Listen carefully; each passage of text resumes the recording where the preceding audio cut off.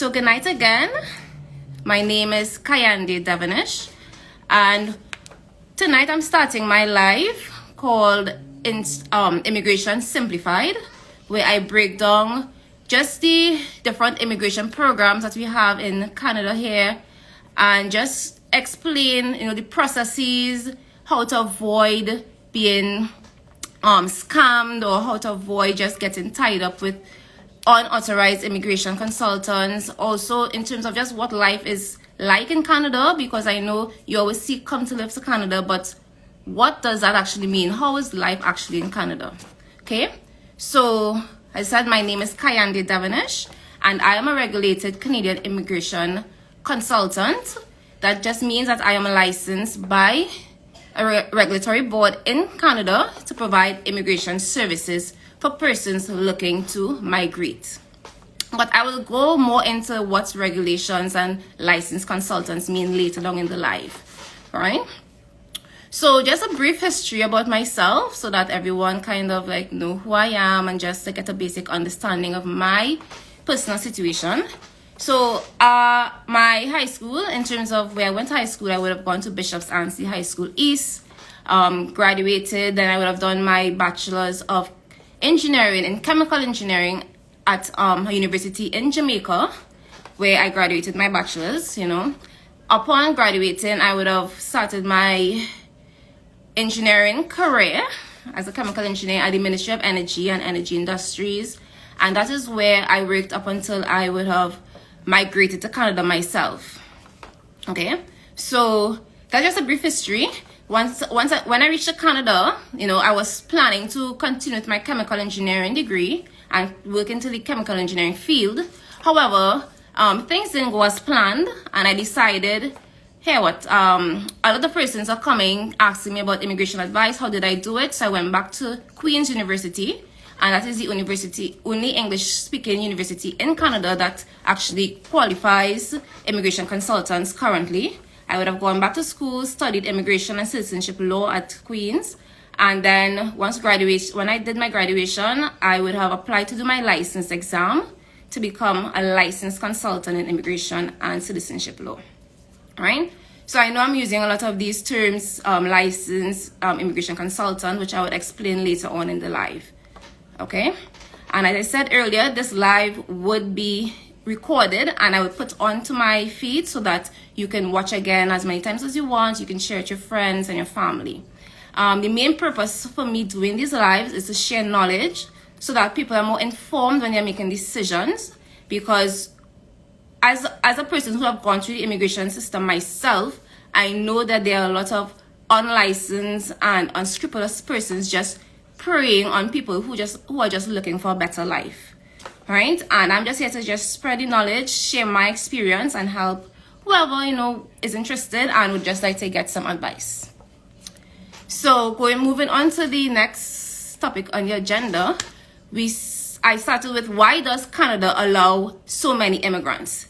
So everywhere you turn, come to Canada, they have 500,000 new immigrants they want to bring into the country by 2025, I think. And every year about 500,000 people are trying to come into Canada. But why? Why is Canada allowing that? When you hear about the US, we know that's not the same. They're trying to prevent people from living there. In Europe, in UK, in Australia, So why does Canada want these immigrants? So the very simple answer is because they basically want your money. That's in simple terms. But in more depth, it's more about economic development for the country and also population growth. So Canada currently has an aging population, and a lot of the persons who would have been born in Canada are now reaching retirement age. And on top of that, a lot of these same Canadians were not having children. So we have an aging population, and then we have basically a low fertility rate where they're not producing more Canadians. So Canada, to boost its labor force and to ensure continuity in the country, they are inviting skilled immigrants, whether in different skills. They have the high demand list, so they always have a lot of programs to say, hey, you're a skilled immigrant, you are qualified, you can speak proper English, you could contribute to our workforce, and of course in turn pay taxes and start your family here. So they said, okay, come to Canada, we will give you this opportunity, and you now give us back by, as I said, contributing to the growth of the country, growth of Canada, for it to remain one of the top countries in the world. In terms of immigration on the whole, it's twofold. As I said, it's a benefit for you. You're getting the opportunity to come to Canada to work, to get free health care, to get a lot of the opportunities that working in Canada and living in Canada gives you. Things like world-class education. I know you see a lot of persons studying abroad, and it's extremely high international fees. But once you migrate, those fees you will be paying as a resident, and those fees drop drastically by probably from, if you're paying 15,000-20,000 a year, you can pay 3,000 Canadian a year to get a world-class education. If you're doing engineering, medicine, anything, AI, And as I said, so once you do all this and you contribute to Canada and you pay the taxes, you will be benefited by just having a life of peace, a life of opportunities, and just being able to spread your wings and have I wouldn't say better life, because you can have a good life in anywhere in the world that you put your mind to. So just having a different type of life. Okay. As I said, Canada pushes for, of course, family sponsorship as well, so that if it is your resident and you qualify, they want you to bring your spouse, your children. There are even pathways for your parents and grandparents to be sponsored to come to Canada with you too, so that you won't feel alone in the country. You have your support system and you have your family. So that's just basically why they allow so many immigrants, right? So we're talking about immigrating to Canada, and it's like, okay, so how do I immigrate? And on the agenda list, we go on to, do you need to use an immigration consultant to migrate? And when I say an immigration consultant, I mean a licensed person who would now help you, hold your hand, guide you through the process, and just be that person there conversing with the government on your behalf. So do you need to actually have an immigration consultant or immigration lawyer to migrate to Canada? So the answer is no. You do not need to have any immigration. You don't need to have any person represent you for immigration in Canada. Everything is available online on the Government of Canada website, and you're able to apply on your own.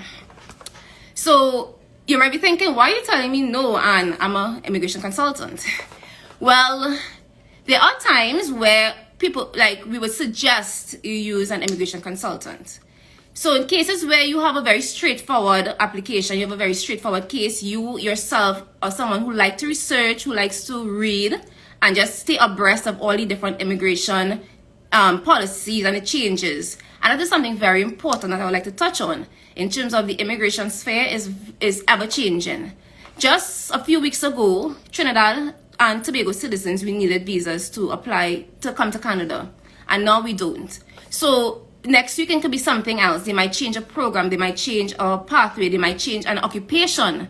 In terms of, before a chemical engineer might have been on the high demand list, and then two weeks later, no, we no longer need chemical engineers, we need healthcare workers. So if you're someone like that who will keep updated with every immigration pathway and program that is being updated, you know how to read through the different regulations and just legal aspects, because it is immigration that you're going, and it has frameworks that you have to follow. And if you're someone like that, I would say yes, you can go ahead and create your profile and your applications yourself. If you're someone who is not too abreast of the immigration sphere, you're not too sure even what you're qualified for, and you're not too sure what are the documents, what are the application forms, what are the process, I would always suggest to that person to go with an immigration consultant, because that person will now be qualified in all different programs. There are over 80 different programs that you could access. Of course, you have to see which one you qualify for, but there are many pathways into Canada. A lot of persons here, you just need a work permit. That is definitely not true. When I migrated, I didn't have any job. I didn't have any work, job letter or job offer.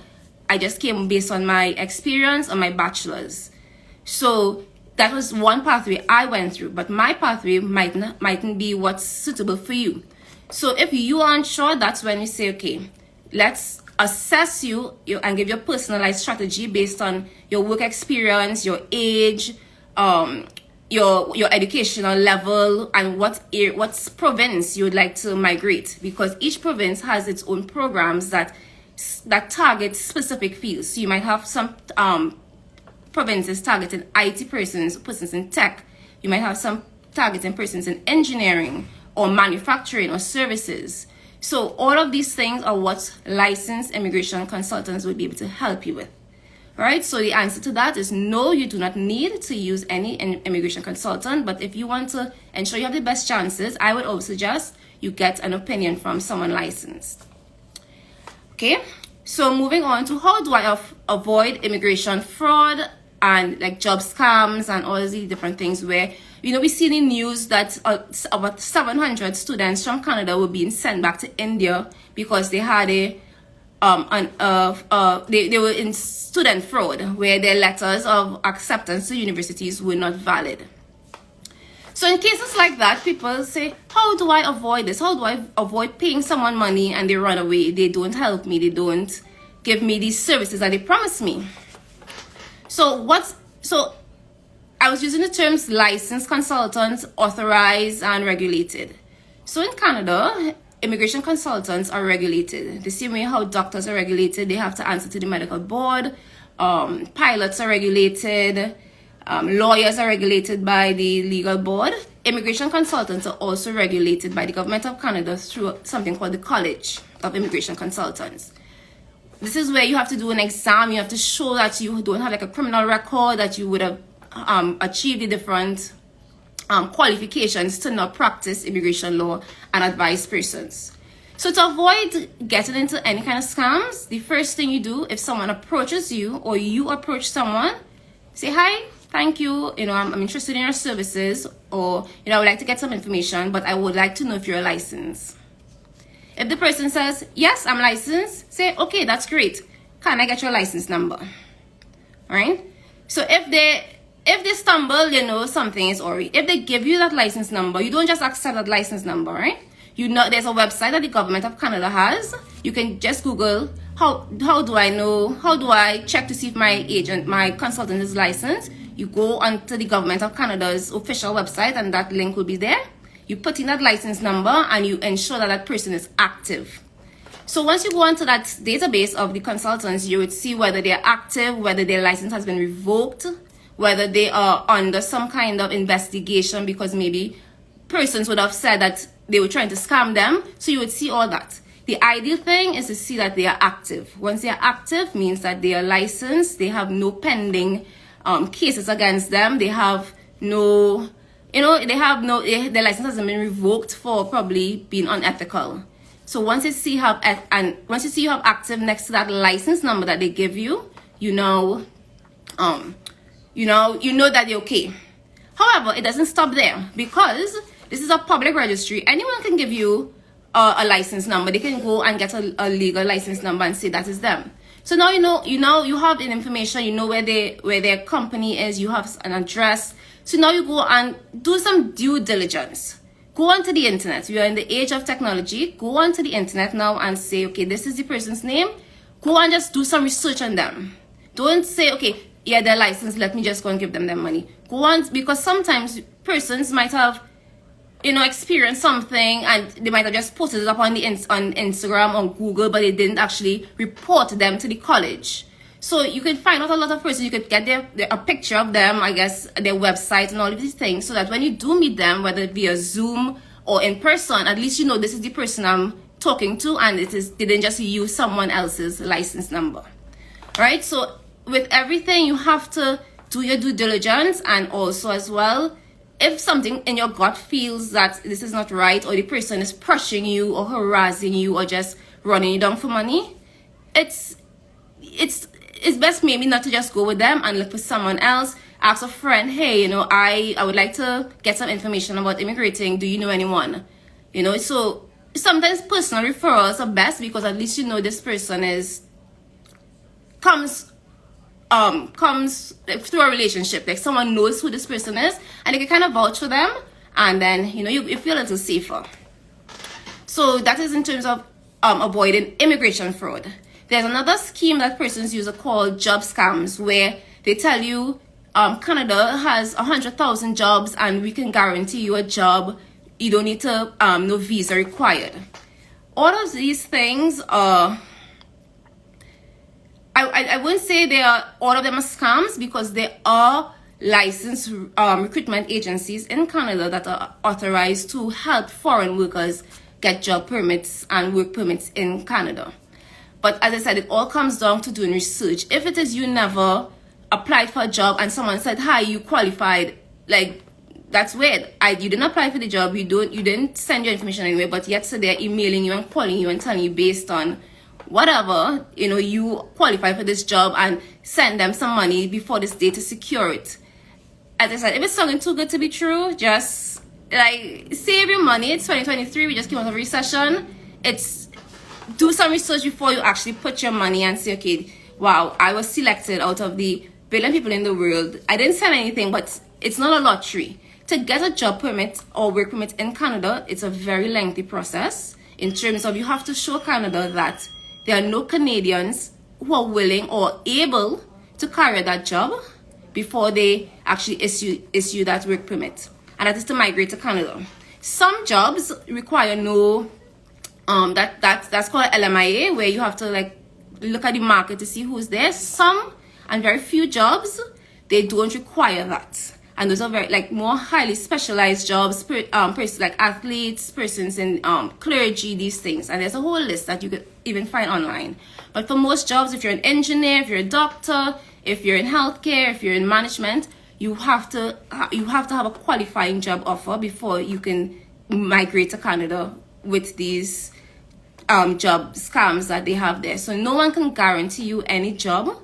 The government of Canada are the ones who select your application based on all the proof on the application forms. So no one can say 100% guarantee in 2 months that you can be up in Canada. You just pay us this money in a week or two. Okay? If you feel pressured, if you feel like someone's just forcing you, as I said, stay away from them. You could even report them. There's a complaints process that through the government of Canada and the College of Immigration Consultants that you can just send them the person's information, whether it's email, their phone number, website, and they can be penalized for that. Okay. So back to the immigration consultants, and in terms of avoiding unlicensed, unregistered, and unauthorized persons, if it is one of the good things that or one of the things that will make you feel comfortable when dealing with someone who's registered and authorized is that once they're authorized and they say they mess up your application or they don't give you competent services, that authorized person will not be, well, after of course, they do investigation, they might be accountable to you in terms of probably refunding you your money or whatever compensation that the complaints department deems fit for whatever your application is. All right. So as I said, the main thing I want you to take away from today is any person that you are engaging to give immigration services, ensure that they are licensed and do your due diligence. Any company saying, yes, we are working with agents or whatever, you need to, as I said, find out their license number, find out if they are active and their license isn't revoked, and find out if they're not just using someone else's license number and portraying as that person. Okay. So yeah, I'm seeing a lot of persons joining now. I just want to say, if you joined late, that I would be saving the live and posting it up on my wall so you can view later on. All right, so no need to worry. And there's the question tab that if you want to ask any questions during the live, that you all can ask, and I will try to answer them when I'm finished. All right. Yeah, I'm seeing a lot of questions throughout, but I can't really see all of them right now. So if you use the questions tab, at least it would be in one area.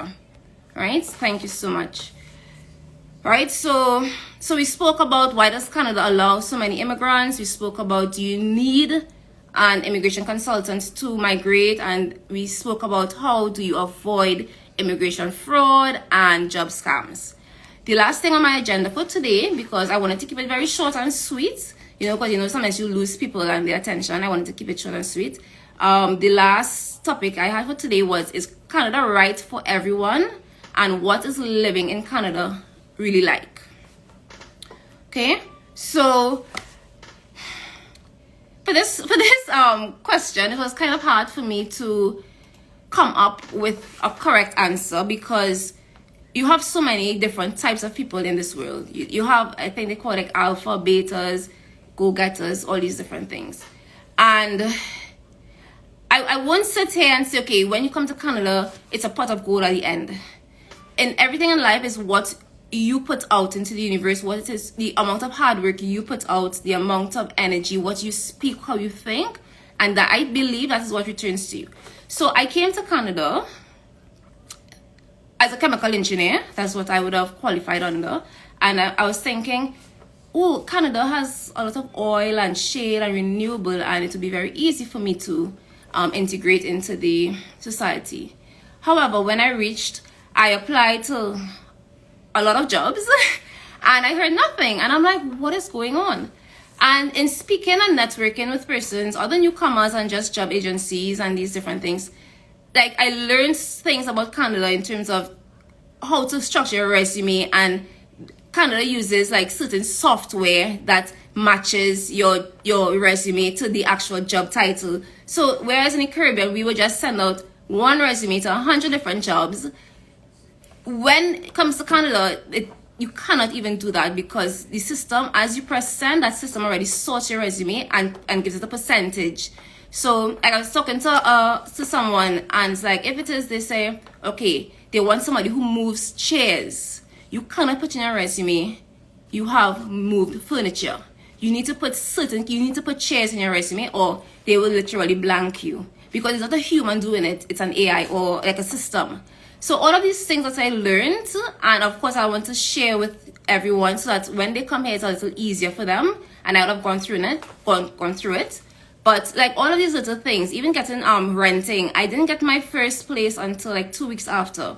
And I've tried to find some place while in Trinidad, and I will always tell clients, don't ever buy cat and bag, for one of a better word. You don't sit home and have someone show you their apartment, because as many of us, we would show the best parts, we would put in good lighting, we would not show you what we don't want you to see. But if it is when you come to Canada, you are able to now go into that apartment or go into that house and actually see the house and know this is somewhere you want to live. Because most renters, they want you to rent for at least 1 year, especially if it is you don't have much credit score and these different things. So you don't want to be tied into a 1 year lease, and it's not somewhere that you like, it's not somewhere that you feel comfortable. All right. In terms of the good things I like about Canada, it has free healthcare, so you want to just go, you're not feeling well, you want to just get a checkup, you want to go and have your blood assessed, you want to get, all of these things are free. As you land into Canada, you can apply for your health card, and you get your health card, and you're now able to access free health services, and it's top notch. It's not, I won't say it's like, anyway, I won't compare any other countries, but yes, for me, I find it is top-notch healthcare. The doctors here are very caring, and you feel taken care of. In terms of education and a lot of these services, like a lot of the different community areas in Canada, they offer activities that are available to residents. So you might want to do dancing, you might want to do football, you might want to do swimming, and all of these things are available to you free, basically. Like, I was so shocked, like, you have things like you can learn ballet, you could learn karate, and you're doing these things, the government are giving you these programs free. These are ways of how they try to, I guess, treat their citizens, because you pay a lot of money in taxes. I won't lie, you pay a good amount in taxes. But you see where the taxes are working for you. You see where you're benefiting. You see the services. You see it. So yes, you might be paying more, but you're seeing that you're getting back a lot in terms of the quality of your life, what you have access to. Right? Yeah, so I would say, and of course, well, for me, I haven't experienced a real winters yet. I ran home last year. I came home for Carnival. And when I was home, I was seeing all the pictures with snow, and I'm like, I I'll go back in spring, you know. But I was given that luxury because I was working for myself. If you're working for a company, you know you definitely can't do that. So I would say the winter is something you have to get used to. And I'm someone who don't even like cold AC. But I guess that's one of the things you have to do for the life you want. But if as I said, once it is you learn to bundle up and layer up and all of these things, you would adapt. This is life, you would adapt. If this is the life you want, you might come here after a year, you don't like it, you can go back home. There's no harm, or there's nothing bad about trying something, not liking it, and doing something else, you know. So if it is just an option that, hey, I heard so much about Canada, I want to try it, I want to go through the process, and you like it, amazing, you know, you would have achieved your goal and it worked out well. And if it didn't, you just move on to another goal. So okay, I'm seeing some questions coming in. Oh, okay, it's 8:27. Okay, so Anisha, I think I'm pronouncing it well, Anisha Paul, how can I find out what jobs are in demand? And what is the website to verify the consultants? Okay, great questions. I would have touched on it earlier in the live, but once you just Google, how do I know if my consultant is authorized, you will get 2 links coming up at the top. So the first one will be the www.canada.ca, that is the government website, that's the official website of Canada. And the second will be the website of the regulatory board that regulates immigration consultants in Canada. So those 2 websites, make sure it's those 2 websites that you're looking at, because those are the official websites. As I once you just Google, how do I know if my representative is authorized or licensed, it will come up at the top. And once you go into that, so like say for example, you go on it now and you put in my name, you would see my name there, you would see active. That is how you know that I am active and I am licensed. If it is, I say, yes, I can give you advice, and you put in my name and it's not there, you know something is awry. All right. So those are the 2 websites that you can go on to get the public registry. And also on the Canada.ca website, you can get a list of all the in-demand jobs that Canada have, and they also break it down by provinces. So I know most people like to go to Toronto. That's where they're here. That's where you see it on television. That's all you hear. Toronto. Toronto actually has, I think, the largest Caribbean population after the Caribbean. I believe so. Yes, I could be mistaken. Don't quote me on that. But that's another good thing about Canada. Like, we have a lot of Caribbean persons doing well out here. A lot of persons, and you're not going to feel alone. Trust me. There are a lot of Caribbean communities, a lot of Caribbean events. Like, look, Marshall, and they are coming here, I think, next month for like this big Canada Day show. There are a lot of reggae concerts. Like, it's literally probably another Caribbean vibe, but with more opportunities, more space, more options for growth. You know, it's not very small, where you can be there in this big thing and you can make so much of yourself, and you can reinvent yourself. All right. Let me see if I'm seeing another question. Okay, so I'm seeing, so another thing I must say as well, that anything I say here does not constitute as legal advice. This is just general knowledge about the different aspects I have been speaking about. If you would like to get personal advice, I cannot give it to you on the live because of confidentiality and, of course, privacy.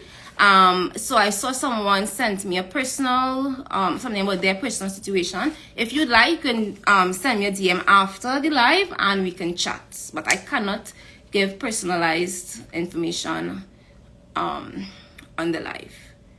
Okay? So it's 8:30. I would probably give like 1 or 2 minutes to see if anyone has any questions. As I said, I will be doing these lives probably twice a month. I will be touching on things like as I said, in-demand jobs. What are the in-demand jobs? What are the different programs in terms of if you're an entrepreneur or like investor, there are programs for you. If you're a skilled worker, you know, something that requires at least an associate degree or bachelor's or higher. If you're a skilled tradesman, like, you know, if you have a certificate probably in welding, as a mechanic, as an operator, carpenter, these things, we have programs for those skilled trades as well. Study permits, work permits are a little tricky, but I would try to touch on them because there are so many different things. I would probably also touch on work permits that you don't need, jobs that you don't need a work permit for. So like if you're coming as an athlete or coach, so probably just for a little stint, you don't really need a work permit. So I could touch on all of these things. Thanks guys. Oh my gosh, thank you. As I said, I'm just here to just share the knowledge and ensure that people are not scammed. We're not about wasting money. I know a lot of you all have known me from my finance series before, and it is about making money, just being our best selves, being knowledgeable, being informed, and being happy. Yeah. Okay, I'm seeing another question. Can you talk about the cost of consultation and the estimated cost for going through the entire immigration process? Okay, so basically I can't answer that because there are over 80 different programs that you can apply to get immigration based on your qualifications, your age, all these different things. So one program might be very simple. So say a study permit might be a very straightforward application based on your specific, because I know some study permits are very complex as well. So based on the complexity, do you have dependents? Are you married? Are you common law? Do you have a criminal record? Do you have a medical inadmissibility? There's so many things. So when I say, okay, I can't give you a cost, I really can't, because I don't know what your specific situation is. And as the more complex the cases, the more time I would have to now spend to see what the law says about your specific case. That's why I was talking about simple, straightforward cases. You know, you have your bachelor's, you have your degree, you have no criminal record, you don't have a child, you're not married, it's just you alone. Sometimes those are very simple, and I like clients like that. But I also like complex clients because now I'm learning. You know, I'm learning about the whole... The complexity gives me more experience and more knowledge, and as we learn, we are better, educated and I can provide the services even better. But consultations are usually done. That is the first step that is usually done for clients to ensure that, hey, I'm not going to say, okay, you can be this, you can go into this program. I need to know about you. So consultations are usually done first, and at the end of that, the consultant should say, I really don't think you have high chances of immigrating, and they give you the option. If they tell you they really don't think you have a high chance based on your factors, but you still want to go ahead and, because you're an optimist and you want to go ahead and try, that's up to you. But if anyone says, yes, I can guarantee these things, no one can guarantee anything. And they will also be able to tell you whether you have high chances, and they will tell you why you have high chances in terms of you're within the good age range, you have a good amount of work experience, your job is in demand. So that first consultation, I know some persons, it could range from 50 US to, I don't know, like 300-400 US, depending if it's like a very experienced person. But that depends on who you go to, because as I said, there are probably over 10,000 consultants in the world. And everyone, it's not, the fees are not regulated, so anyone can charge anything. So if it is, say, I know you, I might give you one price, or if it is I don't know you, I might give you another price. All right. Okay, guys. So it's 8:34.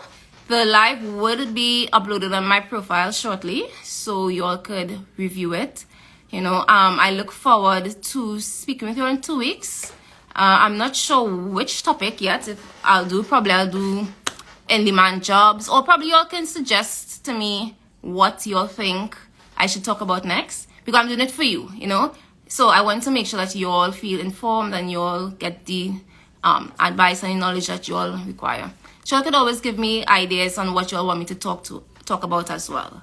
All right. So if anyone wants any specialized thing about their specific case, you can always DM me. Okay, so have a great night, everyone. I'm not seeing any more questions, so I will end the live now. Okay, thanks again.